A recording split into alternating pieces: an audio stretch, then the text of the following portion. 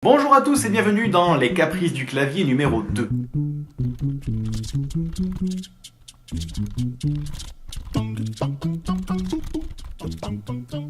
Les caprices du clavier, qu'est-ce que c'est?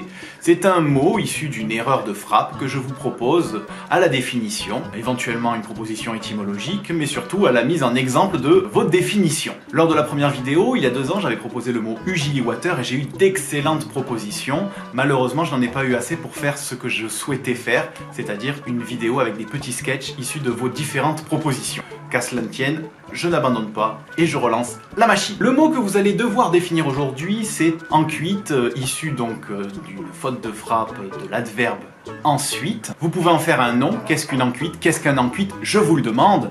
Un adverbe, vous pouvez en faire un verbe, un participe, un adjectif, ce que vous voulez, le définir et proposer des exemples d'utilisation.